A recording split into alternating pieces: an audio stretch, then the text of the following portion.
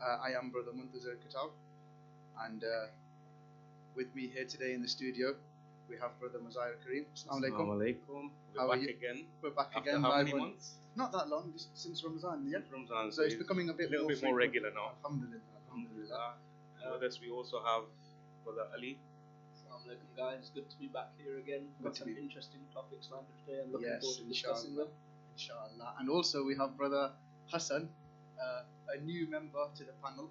Hello, Assalamu alaikum everybody. Hope everybody is very well, and hopefully everybody is eager to learn from what Sheikh Nuru is going to tell us. And the main attraction, obviously, our special guest today, Sheikh Nuru. How are you? No, I'm good, man. I think it's a great pleasure. You must be exhausted. Yeah, but I'm here to learn. You're doing from a tour of everything today. You started at 6:45 in the morning. Yeah. These are all under the blessings of Abba Abdullah. And I'm happy to be next to you, youth of our communities. Alhamdulillah, and hopefully this will be fruitful discussions, inshallah. Alhamdulillah, thank you. We have got 28 people tuned in live right now. Thank you. Please keep sharing the link so we can get more people in on the radio show. You can also text us and text, WhatsApp, or give us calls to get involved with the discussion. The number is on the slide on the YouTube broadcast. So keep sharing that and get involved with the discussion tonight. We've got some really good topics to discuss. Inshallah. Yes, we're also on Facebook Live, so you can share that. So we're trying to make use of all the social media platforms that Sheikh was talking about in his previous few nights ago in his lecture, saying let's use it for positive benefits rather than crucial. It's very crucial. So let's get it shared. Inshallah, we can get this viewing figure into 3 numbers. It will be really good. Get some interaction from the guests as well. Definitely. So straight into it. So jump straight into it. Right, one of the points which we were discussing in our group of friends recently was the recent change of the date for the beginning of Muharram. Yeah. Whereas it was initially due to start on Tuesday, but then to go in line with Iraq, we decided to start on Monday, so the Ashura is on the same day around the world. Yeah. So would you be able to shed some more light on why the decision was made, and give us a bit more of an explanation about that? Yeah, absolutely. I'm sure even many centers in UK especially, they've been wondering as to why when it comes to Muharram, we're having something like this, but in Ramadan, we normally have these issues of some who are following, say, Hoi, for instance, having their Eid on a different day compared to those who are following August Sistani. So I think the point of departure is an advice from Said Sistani himself, whereby the leadership of Koyesh approached Said Sistani with seeking advice from him on how to go about commemorating the 10th day of Muharram. And so August Sistani, in his wisdom and his understanding of the religion of Islam, being a marja or an authority on the school of thought of Ahlul Bayt, advised that it will be an excellent approach to commemorate together with all people. Although he made mention of a point, there are people who have their hajat needs that they want God to fulfill on their behalf, and they want to do certain a'mal. So therefore he said those who made promise of doing certain a'mal on the 10th day of Muharram, they should continue to do it on the 10th day of Muharram rather than doing it on Thursday. So it's just about unity and coming together and nothing else. Brilliant. I mean, that sheds a little bit of light on it. But if it was just a case of unity, doesn't it make more sense to try and unite the entire Muslim Ummah when it comes together to doing a celebration as big as Eid, which is at the end of the holy month of Ramadan? I mean, I think this year everyone started on the same day, and we all finished on different days, and that's even brothers in the Ahlul Sunnah and ourselves as well. Rather than looking at just Shia unity only, just unity across the entire Muslim world, and to maybe show a united front on celebrating on one day, couldn't an exception be made by Maraji for something like this as well? Yeah, I think especially looking at the climate yes, today. I understand your point. Of this unity. Where you're coming from. No doubt, unity is the way forward. We need unity, especially in this day and age. If Muslims are united, I'm sure we'll be able to be more productive. But of course, if you look at Muharram to Ramadan, these are two different things altogether. Because Ramadan, you're doing something, of course, which is like wajib, and it is dependent on the citation of the moon. One cannot just start, otherwise one will end up fasting in the month of Shawwal, or end up fasting more than 29 days, more than 30 days rather. So therefore, when it comes to Ramadan, even within the Sunni schools of thought, there are a lot of opinions. Not everyone celebrated the Eid on the same day. It depends on the mechanism of sighting the moon. But you'll appreciate that within the religion of Islam, be it school of thought of Ahlul Bayt and even the Sunnis, Eid is not celebrated only on one day. Eid goes up until 3 days. So therefore, there are recommendations out there. If, say, for instance, you break your fast today, you can, it's not must for you to have the Eid Salat on the same day. You can either do it the next day or the third day. There is nothing wrong if it is for the sake of unity. So therefore, there is distinction between the two. But I totally understand and agree to your point that, inshallah, in the near future, we'll be expecting something like this from our authorities, whereby we can have a massive Eid celebration. Of course, if you go to Christianity, they say when it comes to Christmas, you've got Jehovah Witness, they've got their own way of looking at it, evangelical, Methodist Church. So these differences are theological differences which are available in all the schools of thought, but that should not sacrifice the main thing, which is the unity of the Ummah. Thank you, Sheikh. And if you guys want to add something, why not you want to comment? Yeah, it's something which we were initially all confused by. Yeah. And I think with your explanation, it makes it a little bit more better for us to understand. And I'm sure a lot of people that may be listening may have had the same question. And of course, as they said, Muharram, people are emotionally attached with Imam Husayn alayhi salam, and most especially emotionally attached with Karbala. So therefore, you have that feeling to say, I'm commemorating my 10th day of Muharram, the same day they are doing it at the holy land of Karbala. Hence, the advices. Excellent. And coming on to our next point, we sort of saying during Muharram, myself, brothers, yourself, we're all doing our own form of Azadari in some way or another. Yeah. So with that in mind, obviously taking into account the image of Islam right at the moment, especially in the West, what sort of Azadari methods are suitable for us to be able to carry out the message of Imam Husayn? Yeah. Whereas without having been labelled as barbarians or doing crazy things that people don't understand. Yeah. So I mean, some ideas about how we can do Azadari, but not obviously give a positive image of ourselves to the people that don't know what's going on. Yeah. Obviously, as you mentioned, the Azadari and the concept of Azadari, or the way we commemorate the Shahada or the martyrdom of Imam Husayn and his beloved Ahlul Bayt and companions in Karbala, has been a locus of contention for quite some time. And people tend to ask questions, especially youth.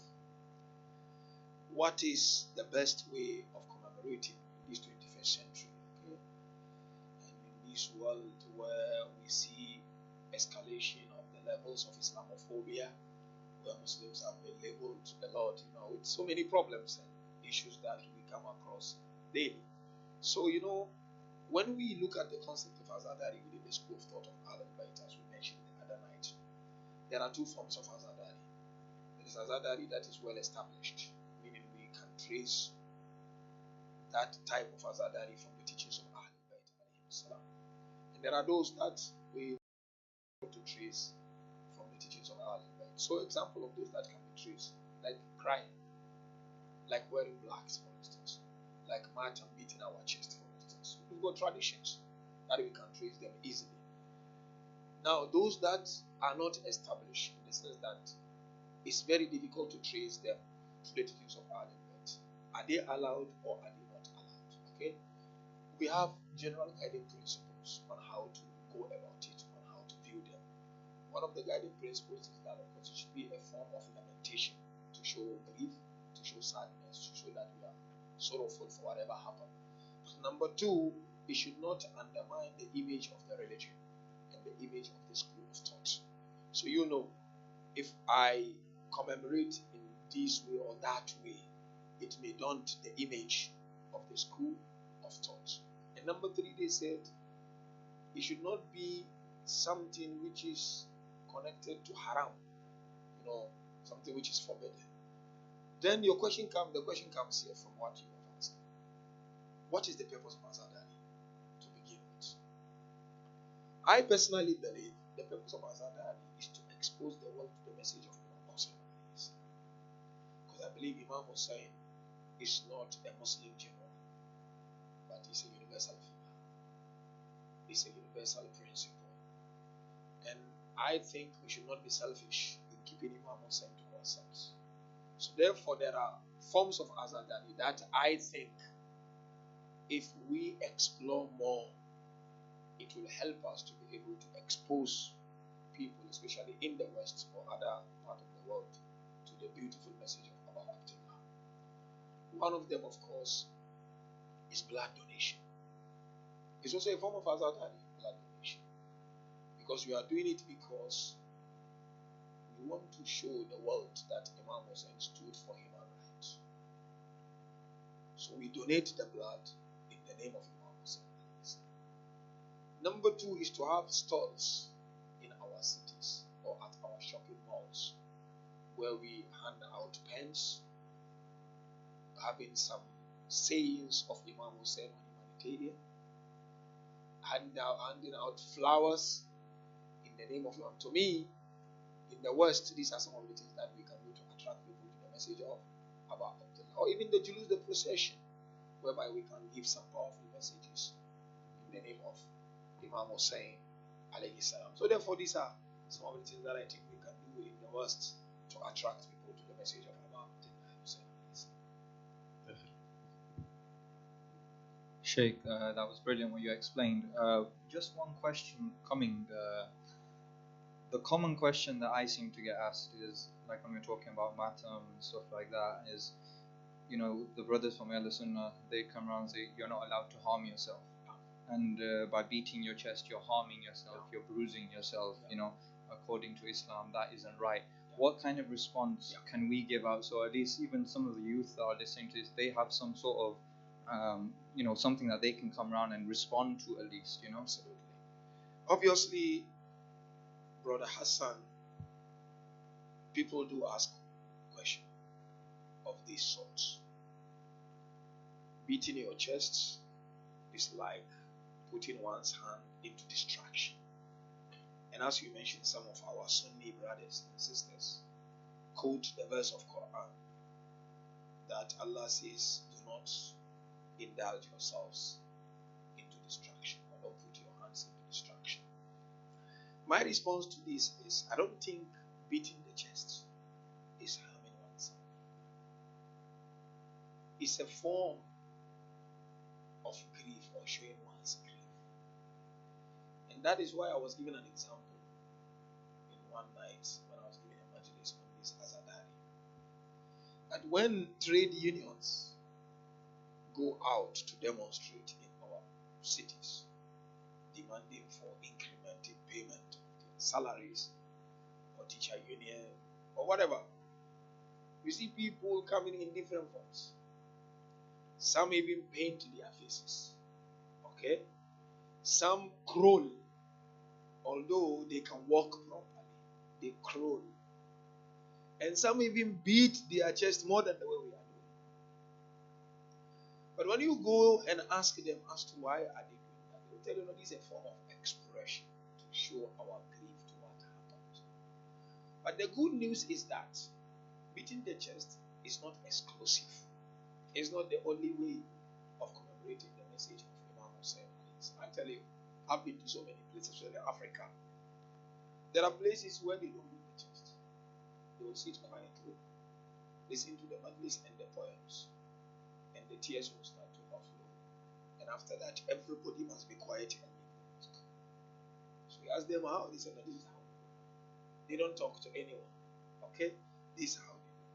Yes, and there are people like in South Africa, for example, I lived in South Africa for many years, and these are not Muslims. When they are sad, they jump. Like, tuk, tuk, tuk, tuk. You will be hearing like army. That's how they do. And the same thing recently, we saw photos and pictures from Spain, where people were parading on the street. They said annually they do, I don't know, it is during Christmas or something, but they paint themselves. It's like blood coming. Okay? So definitely, each and every group of people have different ways of showing their grief. But I do not think beating the chest is indulging oneself into destruction. And this has been happening for many years. People are fine with that. There is no part of body of a person that comes out. Thanks. Yeah. Thank you. And still on the similar topic of what we're discussing, I think we should speak about all of the Muharram things first, and then we'll move on to our other topics afterwards, so it's in order. You spoke about this in your majlis a few days ago, but could you expand a little bit more about how, I mean, at the moment it's Muharram, so we're all here, everyone comes, the hype is there that yes, Muharram, we're all grieving. But after Muharram, how do we still stay loyal to Imam Husayn post Muharram, and when we go back to our regular working lives and daily lives, what can we do as individuals in order to keep the message of Imam Husayn? Fantastic. I think this is a very, very important question. People often struggle to keep the pace of the holy month of Muharram. You find people are just waiting for the day of Ashura. Hence, when you come the night of the 11th and the night of the 12th, so many centers will find half of the people are gone. Yeah, it's empty again. Half of the people are gone. You will not see them anymore. There is a very beautiful discussion on how to approach Muharram. They said there are two ways of approaching the entire event of Karbala. One leading to the other, but the second one is the most important one. So maybe understanding these two methods and two ways or means of approach to the event of Karbala, it will help us to keep the pace of what we have learned in Karbala or during the Majalis. The first way scholars call it historical approach to the event of Karbala. And the second approach, they call it institutional approach to the event of Karbala. Now let's look at these two. And I'm definitely sure it will help us a lot. And even those who are listening to us, it will give them some ways of looking into the whole event of Karbala. The first one is historical approach. What is historical approach? Is to go to the mosque or Husayniya or Imam Bara, as we say, every night. Maulana comes, sit on the member. He narrates the event, Masahib.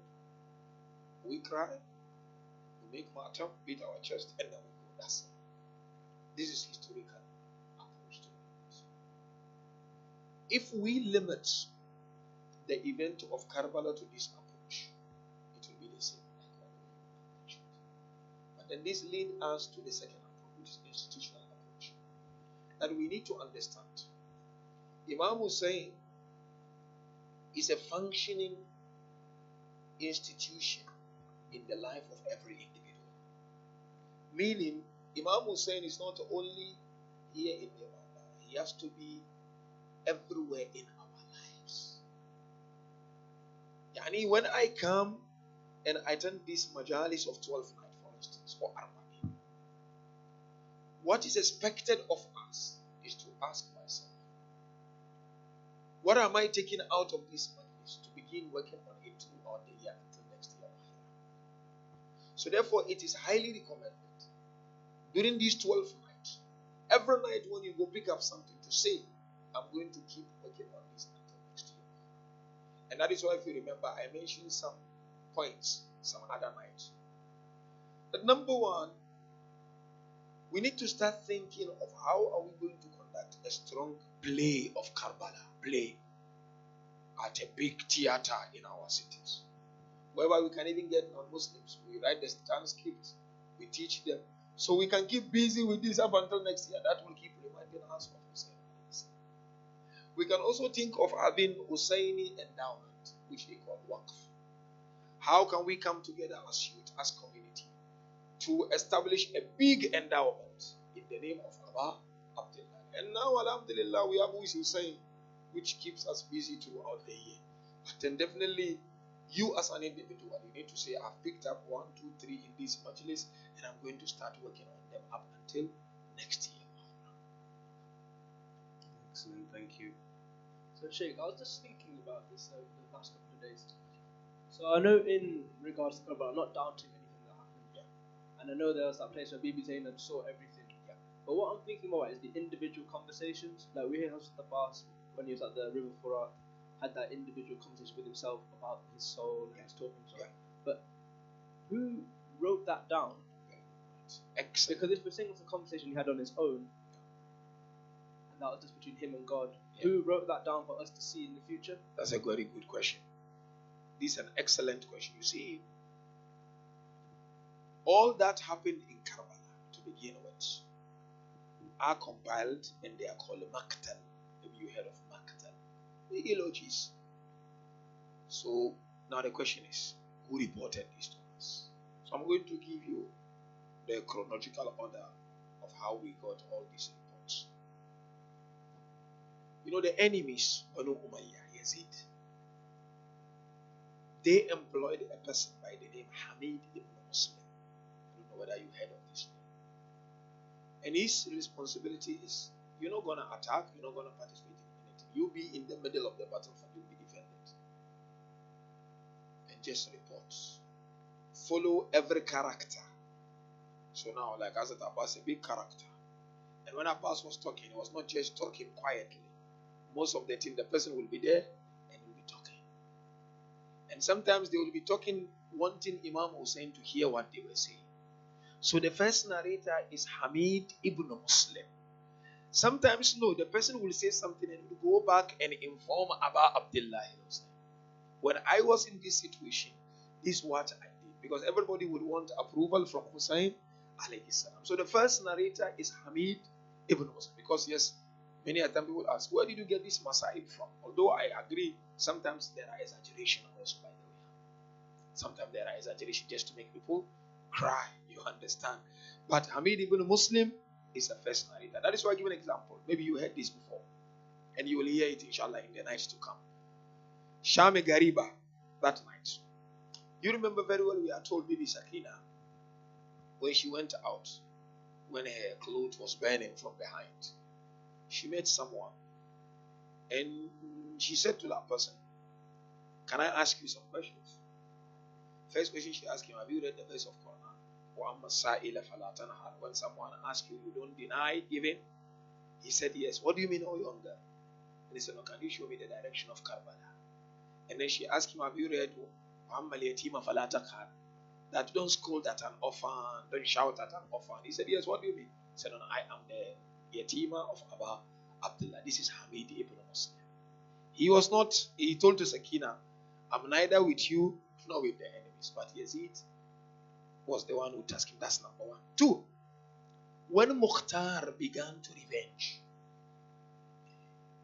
the tyrants, talking of Sinan ibn Qahin, for instance, Shimr bin Jawshan, for instance, these are the tyrants. These were like, they caused all the trauma, isn't it?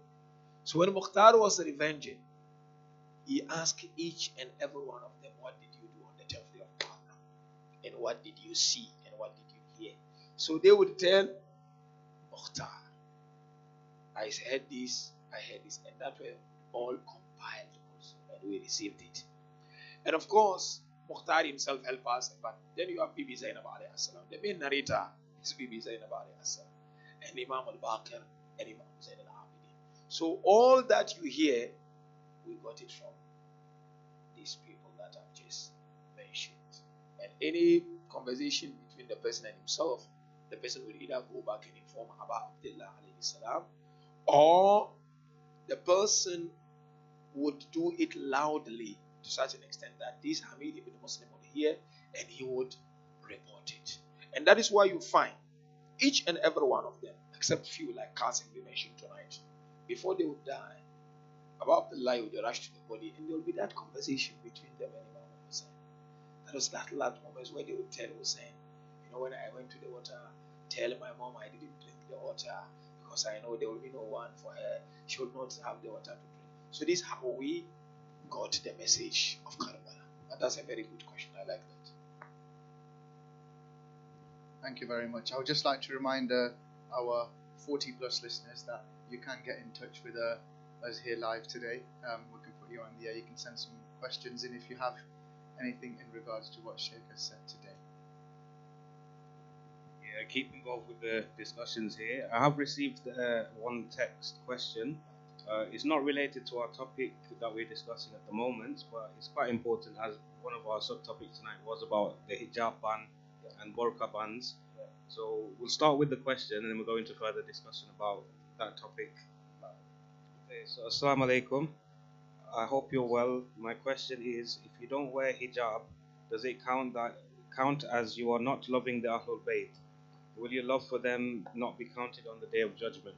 Oh, mashallah. This is a very important question, I'm sure, from a sister. May Allah bless you for this question.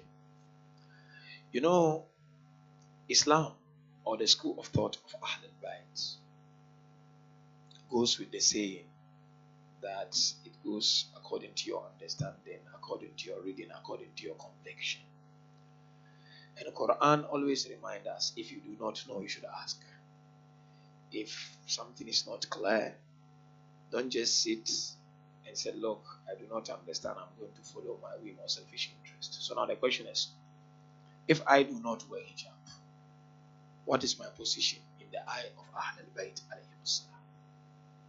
First, to begin with, hijab is a Quranic injunction, it's a Quranic teaching. It's wajib, it's something obligatory. It's not an optional act. Hijab is like salat. You understand? Hijab is like fasting. Okay? It's wajib. It's mandatory. But of course, Islam doesn't want us to follow blindly. Islam says, even the salat you do every day, you need to understand the secret of that salat. You need to spend time trying to understand. So, if I do not wear hijab, am I betraying Ahlul Bayt? Am I betraying Sayyidah Zainab alayha salam? I always tell my sisters, look at the life of Sayyidah Zainab alayha salam. It was their face veil that was removed. But look at how they spoke powerful against it. It wasn't the headscarf. So therefore, if I claim to love Bibi Zainab alayha salam, especially as a woman, the least I can do to make Bibi Zainab proud is to emulate Bibi Zainab. And one of the tragedy of Karbala was the removal of the face veil of Ahlul Bayt alayhi salam, because I do not believe the entire hijab was removed. It was the face veil which was removed, because Ahlul Bayt were not used to people staring or glaring at them, just looking at them. So therefore, a sister or my sister who asked this question, I think it's important that we try our level best. I know we struggle. I know we have a lot of challenges. But inshallah, if there is a will, there is a way. Let's determine to follow Ahlul Bayt and emulate their way, especially that of Bibi Zainab and Bibi Fatima Zahra alayha salam. Inshallah. Yeah, I mean, with relation to what you just said, you believe that the face veil was removed and not the headscarf itself. What is the importance of the face veil? Is that also mandatory, or I mean? Yeah, that's a very good question. It's like the whole question of burqa. Okay. Yeah, that's what I'm kind of. Yeah, that's very interesting. Face veil. If you look at Quran, although there are different interpretations, especially recently when there was a comment from Boris on the whole question of burqa. Yeah, brother Boris, and then Muslims, were interviewed by BBC journalists and the likes of Sky and the rest, I heard some Muslims were saying that, look, face veil is wajib, and then because Quran mentioned. But from my personal understanding and research from Quran on the concept of hijab, face veil is not wajib. It's not mandatory like the headscarf where you have to cover everything. The face veil is a choice. A person can decide to have it and a person can decide not to have it. If a lady doesn't have face veil, she's not violating the concept of hijab. But of course, if she doesn't cover the head, she's violating the concept of hijab, which is deeply enshrined in Quran. So therefore, the burqa, so to speak, is not mandatory. One can decide to put it on, one can decide not to put it on. But of course, definitely I'm totally against a notion of undermining someone who put on face veil. That is a personal choice, and the person must be allowed to exercise his freedom when it comes to religion, expressing their religion. So, yeah, that's my view on that. Yeah. And again on the hijab issue, do you think because it's wajib that it should be enforced on people, or should they be able to make their own decision whether or not they wish to Yeah. wear the hijab? Yeah, absolutely. I personally believe people need to be taught the philosophy of whatever we do in Islam. Because if you force a person to do something, he may just be doing it for the sake of doing it.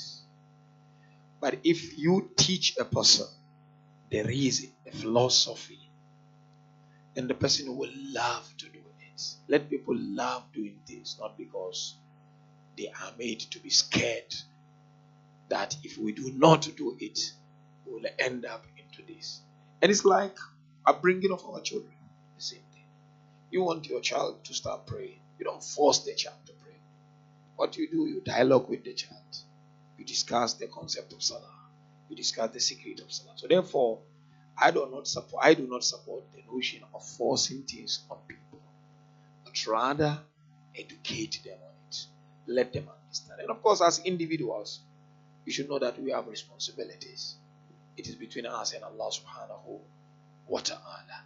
And the responsibility dictates that research, whatever you heard Islam, or it's been said Islam, urge us to do this and that and that. But if you fold your arm as an individual and you don't make your own research, waiting for someone to educate you, you may end up not practicing anything. So therefore I will urge even my sisters who feel like without hijab they can be good Muslims, because these are some of the challenges that we hear, that look, there are people who wear hijab but their akhlaq is terrible. They hide in the hijab, and in the darkness of the night they do this and that and that. You know what I mean? But you see, I say, look, you cannot use them as a boarding pass not to wear hijab. In everything you'll have good, you'll have bad. You have to take it as a responsibility on your shoulder to learn about it and to understand it. And inshallah, we'll get somewhere. Yeah. Sheikh, just wanted to add to that actually. My counter question, I may get a bit of hate for this actually, but people who wear the hijab, for example, then the head is covered, but in regards to the clothes and appearance of themselves, what's the opinion on that? Because obviously somebody may turn around who doesn't wear hijab, may turn around and say, I may not cover my hair, but I dress appropriately. What's the difference? I'm covering 80% of myself and leaving 20%, whereas the other person's covering 20% and leaving the other 80%. I mean, this is a very good point and very excellent observation. Proper, man. This is proper, man. Proper Malang, man. Yes. Yeah, Alimadan, man. Proper Malang. So now, yes, hijab is not only about covering the hair. It's covering the body also. And you don't just cover the body for the sake of covering the body. You have to cover it properly. And that is why if you look at Quran talks about how men should wear and how women should wear. You'll not go and cover your hair and wear something very tight. Very, very tight. So right from down is too tight. You can't even breathe, man. You will say astaghfirullah on the left, astaghfirullah on front, astaghfirullah on the right. No. You have to ensure that the hair is covered and the body something bola, something a bit spacious, something what? Yeah, something baggy, you know what I mean? That is all part of the hijab. So not only the hair. I totally understand. So inshallah, we encourage our sisters, initiate dialogue in trying to understand the hijab properly. Because we need those hijabi ladies occupying some very strategic positions within the community. When we see you in that hijab, that motivates us more. But we should also avoid judging people, because I know our community sometimes we love judging. We are judgmental sometimes. When girls or mothers don't wear hijab, the moment they come to the mosque, people judge them. No, these people are not the right people. we should not be judgmental. Let's give everybody a chance. And as Imam Ali mentioned, give people 70 excuses, isn't it? So therefore, if people don't wear hijab, that doesn't mean that it's the end of everything. You know what I mean? Just give them excuses. If you can guide them, that if you cannot guide them, don't gossip about them and don't ignore them. I think we need to. Sometimes it's only our akhlaq that will attract a person to undertake a very good act. And sometimes when you come to our mosques, the akhlaq is terrible. He said, no, this guy, he smokes too much. So when he comes to the mosque, nobody wants to look at him. I think we need to stop doing that. That is not what Imam Husayn stood for. When Christians approach Imam Husayn, he welcomed them. When they approach Imam Ali, they welcome them. So let's have a big heart to welcome everyone, rather than closing and blocking our heart to say no. Those who come to the mosque every day, those who wear hijab, these are the mu'minin. The rest are all gone case. We should not do that. There will be shocks on the day of Qiyamah. Definitely. I'm just rewinding a little bit again about when we were talking about enforcing hijab. On some of my travels, I've been to some countries where hijab is literally a mandatory thing regardless, even for non-Muslims as well while they're in that country. And do you think by that it makes more people want to rebel, especially the residents of that country, because they're being told that you have to do this out of choice, without a choice. So does that cause more people to rebel and go away from Islam? The possibility is there, but then we have to look at it also from different perspectives. The possibility is there. If that country or those countries just force people to do it without educating people about it, then there's a danger there. But if you look at it from the other perspective, they will come and tell you, look, our constitution is in such a way that whoever enters this country must be in this form and not in that form. So therefore, when you come to us, or if you are a resident here, you have to uphold the constitution of my country. It's like any other country. Like, you will not find people happy with the entire constitution of their country, but they don't have a choice to uphold it. So therefore, I know people, they will say, look, why do you impose on them? I said, that's our constitution, because we have a certain mindset and we have a certain way that we want to drive our people. And I will say, do it, but educate people on that. Because with education, people will enjoy doing it. You don't have to force them in doing it. Yeah, that's a good point. A bit of a end of a question between two topics. So we talk about hijab. It's not fair to only pick on women. Yeah. We need to speak about men as well. Yeah. And when you go to certain Julus processions, you have men that remove their shirts. What is the limitations with regard to this? Yeah. The public view. Yeah. Are the men observing hijab when they're doing this? That's a good one. Are they not? I mean. So now the question is, so we need to ask ourselves, what is the hijab of a man? And what is the limits of the hijab of the men? You'll appreciate that men's hijab are different from women's hijab. Women, of course, their hijab rather is to cover everything from up down. But of course, as we mentioned, the face is not part of it. The palm is not part of it. Yes, up to the wrist. Otherwise, the rest must be covered. Men is totally different altogether. What is the hijab of a man? Can you tell me? I mean, I've heard navel to knees. I've heard navel to Classic. You've got. I've heard navel to knees. Yeah, absolutely. So that is the hijab of a man, okay? So therefore, yes, I understand your point. Sometimes, like you find in Birmingham, or I'm sure maybe Leicester here, or Manchester, or even other parts of the world where people they remove their shirt. So that's the ensure that boundaries of hijab are protected. Then it's fine. But of course, as we mentioned earlier on, it depends on individuals how we look at it. Am I doing this only for my own sake to feel good?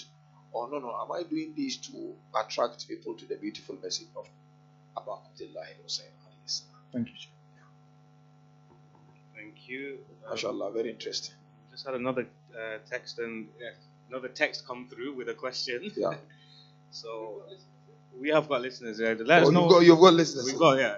There's at least one now. So please let us know you're enjoying the show and get involved, guys. The number is on the screen on your YouTube.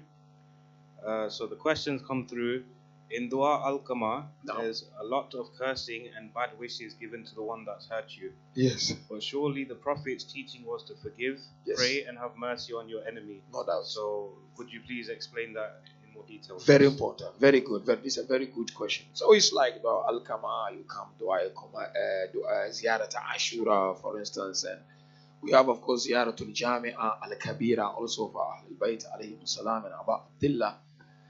And so the question is, we know Prophet is a prophet of mercy. So if Prophet is a prophet of mercy, Ahlul Bayt will also be personalities of mercy, isn't it? Why then curse people? You know. So first we need to understand the meaning of cursing to begin with. Okay, there's difference between cursing and insults. Two different things. So when you go to Quran tells us somebody's been sleeping, man, smashing it there, man. When you go to Quran, there's a difference between cursing and insulting. Quran taught us not to insult, okay? Because Allah says, وَلَا تَسُبُّ الَّذِينَ يَدْعُونَ مِن دُونِ اللَّهِ فَيَسُبُّ اللَّهَ. Do not insult those who call something or someone rather than Allah. Otherwise, they will insult Allah out of ignorance. Okay? So that's insult. Abusive language. You know, I describe you in a certain awkward way. That's not allowed. But cursing, what is cursing? Lan. Lan is simply this. Ya Allah, deprive this person of your mercy. Because of this particular behavior and attitude of this person. So if you look at all our du'as, and I will focus on Dua al-Qamar because the person is asking about Dua al-Qamar. Which enemy are we cursing? That's the question. Is it everyone? La. We're talking of an enemy who will deny us closeness to Allah subhanahu wa ta'ala. That is very important. And this will start like from Banu Umayyah and Banu al-Abbas. These are tyrants. We're talking of I'm not talking of someone that I am in loggerheads with in the mosque. She give me certain look maybe during the Khoshali. I'm not wearing a new clothes. You know our ladies man, when you come to Khoshali, there's some places there are competition of some they look every Khoshali she's wearing the same clothes. These are not enemies, it's just normal misunderstanding that we have, you know. This we're talking of when Allah mentioned Inna shaytana lakum aduwwan fattakhizuhu aduwwa. In this shaitan is your enemy and consider him your enemy. So these are the people that we're talking about. Yes, unless if somebody comes and he said, you know what? You're not going to pray and I'm not going to allow you to pray. I'm going to make it difficult for you to pray. Then that's the enemy also. So that the person deserves to be cursed. So therefore, yes, we have to have heart of forgiveness. Like Abu Abdullah, we are told on the 10th day of Muharram, he forgave 30 people. So this case is going to people who deny us way to Allah subhanahu wa ta'ala. Starting from Yazid and the rest, and not people who are around us. So therefore, I want to tell people, because there is a'mal. They said sometimes you do certain a'mal for your enemies. Enemies is not these people who you go to the mosque shopping mall, you meet them. We're talking of tyrants who really killing children, who are causing havoc in the world. These are the people that we are talking about, and not just ordinary human beings. Yeah. So while we're on the topic of supplications, I'll just remember in Ziyarah Ashura, yeah.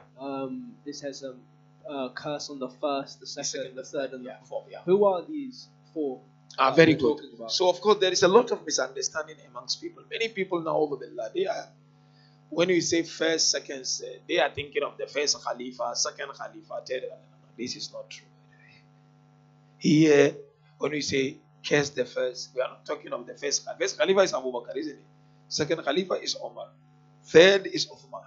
First, second, third. We are not referring to these people, Habibi. People must be clear about this. Here, there are different opinions. Some that is referring to Banu Umayyah. And some say it's referring to Banu Abbas. Because these are the people who really gave Ahlul Bayt hard time. So therefore, I think it's important we need to understand that. We are not referring to the first and the second and the third. Yeah. Thank you. We've got a caller. Yeah. First caller of the night. So keep them coming now. Maybe this will get other people encouraged to do so. So I want to put them on live and they will speak directly with the Sheikh. Alaikum salam. Bismillah, you can speak to Sheikh and ask him your question. Yeah, Bismillah. Okay, sure. Salam alaikum, Sheikh. Yeah. Bismillah. Alaikum assalam. Assalamu alaikum. Yes. How are you? Everything is okay? I'm good, thank you. How you are well, Sheikh? Alhamdulillah. May Allah accept your azar and grant you ziyarah of Imam Husayn. I just want to say thank you for your inspiration this month. It's been really great to hear you. And it's really good to remind us and instill that love of Imam Husayn in our hearts. And it's really enlightening because for somebody who, for a while I was thinking, do I want to go? But listening to your lecture, it's not enlightening, but it's also, yes, I do want to go, and yes, I do want to make change. MashaAllah. I'll move on to the question. Yeah, thank you so much. May Allah bless you. What would you say to women who wear the hijab but they show hair on top of their head? Maybe for fashion or just to be like, because other people are doing it, they're doing it. How would you respond to that? Okay, lovely. Thank you so much. May God bless you. So if I understand the question very well, my sister or my mother, she's asking about, the stylish hijab, where sometimes put and then the hair, the bangles, what's the name? What is it called? The convertible, huh? Classic. So that one, what do you say it? Obviously, that is not a proper hijab. And I will definitely encourage, if someone wears something like that, is to help the person, educate the person, allow them to speak out the reason for that. And then inshallah, by so doing, we are able to guide them to wear the proper hijab and the nice hijab. The proper hijab meaning all the hair is covered. You don't leave part of your hair in your proper hijab. And you see, one thing which we should console ourselves with, especially our mothers and our fathers, I know, and our sisters. I know some of the you that know with hijab is difficult. There is Islamophobia. When you go inside buses, inside train, when you're traveling, going to school, university, people give you certain look. I know sometimes our ladies go also through so many challenges. But the good news is that, you see, we are in a very democratic society whereby you have your freedom of religion, you have freedom of expression. And the manifestation of that is recently when the whole comment on the burqa came. You saw top politicians, say back against Boris. they were talking back against Boris to say, no, you cannot talk to them like that. They've got their freedom of religion. So inshallah, I do understand there are challenges, but inshallah, try your level best. My mothers, my sisters, our daughters, and slowly but surely, inshallah, we'll get there, inshallah. Wear full hijab, and Bibi Zainab and Bibi Zahra will be proud of you, inshallah. Thank you very much, Sheikh. So we've got some more messages coming through still. So going back to the topic of hijab, why are the standards of modest dress so different between men and women? Yeah. Inequality? What? Yeah, I don't think it's inequality. It's going back to the nature of man and the nature of woman, and the look of a man and the look of a woman. If you look at woman in nature, everything about woman is beauty and very attractive. And so Islam is coming from this perspective of saying, when you come to the community, when you go out there, you have to look modest. You have to dress in such a way that the level of attraction is low. Otherwise, there may be a lot of problems and danger associated to it compared to man. Yes, men also, when they don't observe the hijab which Islam prescribed, that also can lead to that danger also. So therefore, Islam is looking at society interaction with people, because you're interacting with different people altogether. Each person has his thinking, each person has his notion. So therefore, when you go, be balanced in what you do. Islam is not saying you must be extreme in wearing the hijab. No, be balanced. Anything where there is balance, there is a success and there is salvation in it. And so therefore, the whole question of inequality doesn't arise because man by nature is different and woman by nature is different. And that is why even when we look at this concept of equality within Islam, Islam said there's nothing called men and women are equal. And there's nothing called man is superior than man or woman is superior than woman. Man is man, woman is woman. Everybody has got his own potential. There are things that man can do better than woman, and there are things that women can do better than man, and there are things that both of them can come together and do. So therefore, I do not think the whole question of inequality arises here. And Sheikh, the final topic that we decided on for tonight, we're coming towards the close of our show, inshallah. It's gone past 12. Lovely. Alhamdulillah, we've still got some listeners tuned in, so obviously we're keeping their interest levels up. What more can we do with regards to our social media to try and spread the message of Imam Husayn? Fantastic. Mentioned in your lecture as well, spreading inspirational quotes and things like that. But what else can we actually do in today's day and age? Very good, very good. We'll all appreciate that we are living in a global village. Yeah. And no better teachers to teach us to go and move with time than Ahlul Bayt alayhi salam. There's a very beautiful teaching from Imam Jafar alayhi salam. Let go by time. And if you remember very well, interestingly, and I'm sure we all heard about this when Imam Ali alayhi salam spoke of how we should raise our children and upbring our children. He said, look, do not upbring your children according to your time, because they are born in a time different from your time. Okay? This is a current time. And the language of today's world is technology. And the highest manifestation of technology is social media. So your Twitter, your Instagram, your Facebook, whatever.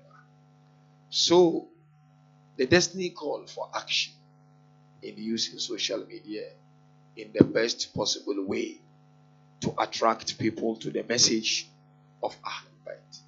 So you gave few examples which I mentioned in some of my lectures. One, we can use our social media platforms to spread some beautiful quotes from Imam Husayn and Ahlul Bayt. Because you see, Ahlul Bayt, they taught different things. They taught about humanity, social justice, for instance. So I will say, number one, as you mentioned, let's spread this quote amongst ourselves. Number two is what we are doing now. Because we are social media. Let the youth of all our communities be inspired by the Behlool Society of Leicester, whereby you sit in one corner, let members of your community go back home in their comfort zone, have their cups of chais or whatever, you know what I mean? And then use it to discuss pertinent issues that we are faced with within our communities and try to come up with some possible challenge solution. So this is also the second thing that we can do. Number three, we can use social media to launch a campaign of, say, poverty alleviation. For instance, say you want to raise some fund in the name of Imam Husayn alayhi salam. The quickest way is social media.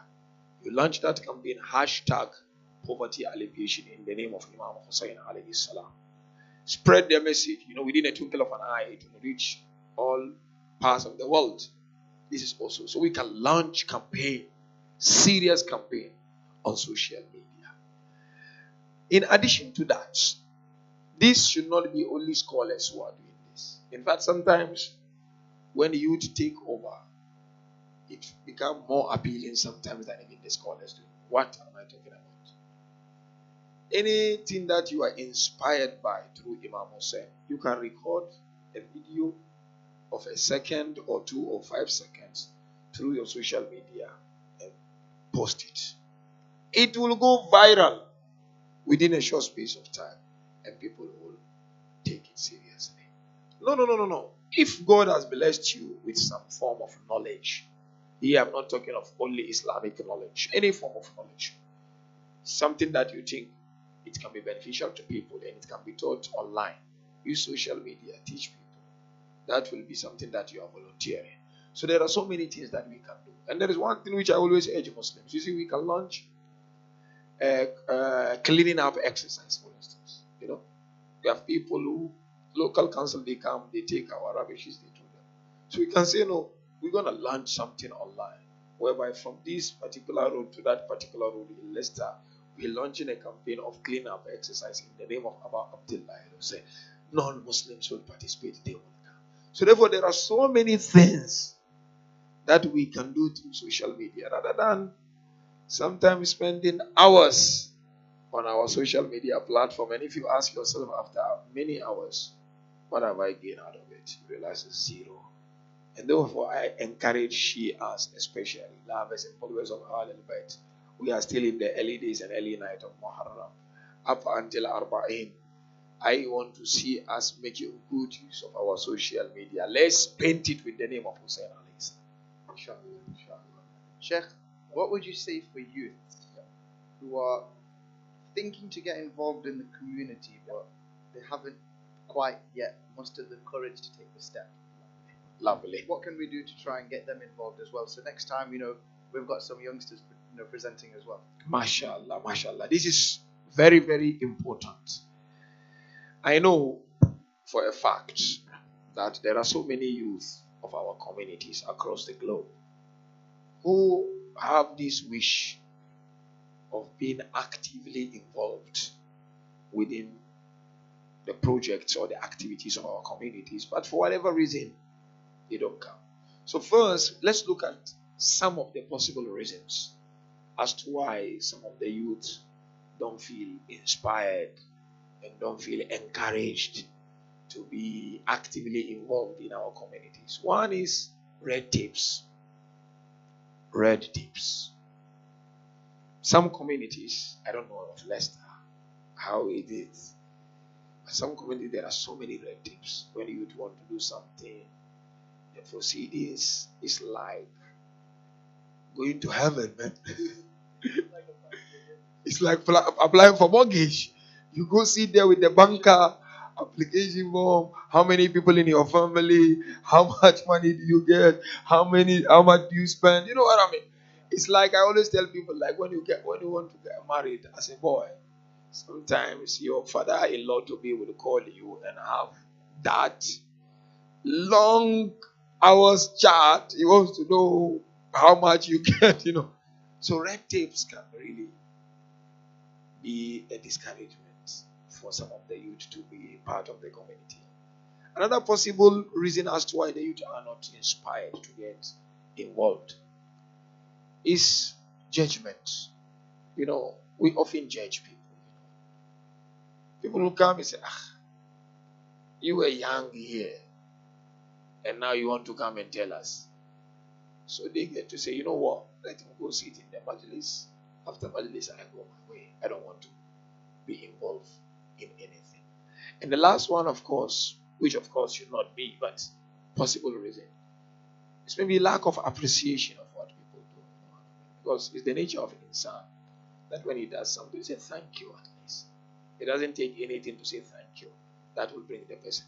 But upon all this, I want to say to the youth of our communities, we should not allow this to discourage us. I've got a fourth point. If we do the radio show a bit earlier, then the kids might be allowed to stay up and maybe the timing. After 12 o'clock, I'm sure all the kids are going to sleep. Yeah, they've gone to sleep, and tomorrow they have to go to school. As long as it's recorded, they can listen back. Yeah, they can listen back to it, and you know what I mean. So I want to encourage them to say, don't let these possible reasons to discourage you. We need to have sense of belonging to our communities. And if you look at Karbala, and not only Karbala, Islam in general, it is through the effort of the youth.